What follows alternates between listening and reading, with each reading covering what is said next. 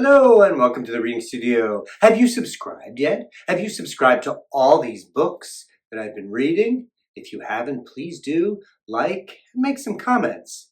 Haven't had many comments over these 200 videos, a few here and there, but all right, today we're doing another sort of Thanksgiving story called The Plot Chickens by Mary Jane and Herm Auch.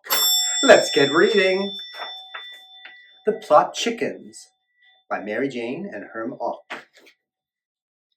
Henrietta loved to read. Soon she had read every book on the farm a dozen times, so she went to town to find more.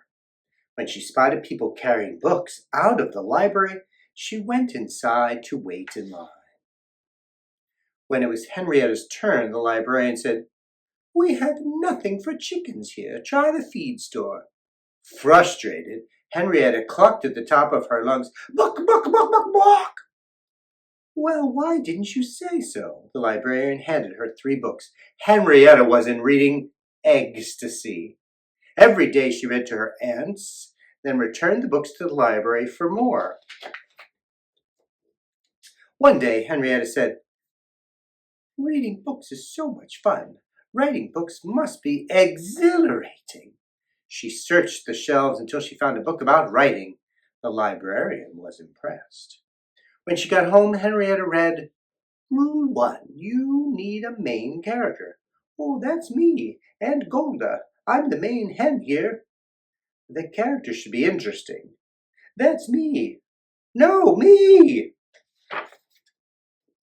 Aunt Golda won because she was the oldest. Henrietta found a typewriter and began to peck out a story. Once upon a time, there was a hen named Aunt Golda. Rule 2. You need to hatch a plot. A plot of land? No, plot is what happens in the story. It starts with Rule 3. Give your main character a problem. I don't want any problems. Me neither. No way. Then I'll make up a character. Once upon a time, there was a hen named Maxine. Rule 4. Develop your plot by asking what if. What if Maxine goes into the woods alone? Her mother should tell her that's dangerous. Maxine went walking alone in the woods, even though her mother told her it was dangerous. Something bad will happen. A wolf might be following her. Suddenly, Maxine saw a wolf following her down the path. Then the wolf catches Maxine. The end. Good story. Maxine can't be caught. She must save herself. What if she shoots the wolf with a cyberspace ray gun? The wolf is toast. The end. Good story. That's silly. Hens don't have guns.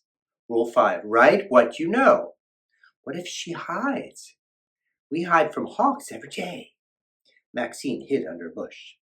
Then the wolf gets bored and leaves. The end. Good story. He can't leave yet. Rule 6. Build suspense. Build a fence? Suspense. To make the reader worry. The wolf sniffed. I smell a delicious young hen nearby. He started creeping toward Maxine's hiding place. Then he eats her. The end. Good story. Not yet. Rule 7. Make the story come alive by using all 5 senses. Maxine heard the wolf growl. As he came closer, she saw his sharp teeth and smelled his wolfy body odor.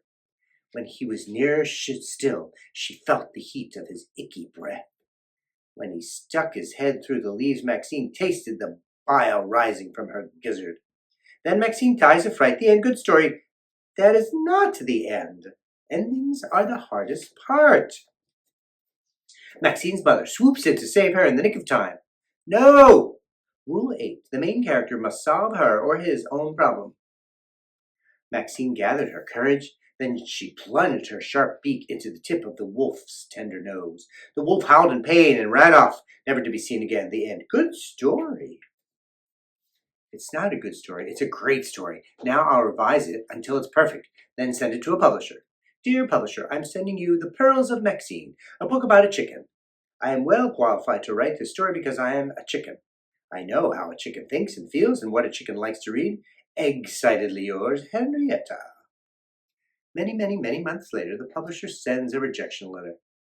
Miss Henrietta, Brewster Farms, Niceville, PA. Dear Miss Henrietta, We do not publish books written by chickens. Even if we did, we wouldn't want this one. We didn't like it.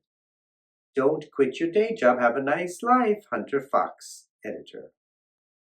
The aunts were devastated, but Henrietta vowed not to brood over her rejection. I'll make my own books. Yellow, yellow plus magenta, yellow magenta plus cyan, yellow magenta cyan plus black.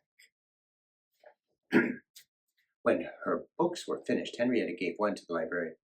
Your book should be reviewed, said the librarian. Send it to the corn book. So Henrietta mailed it off.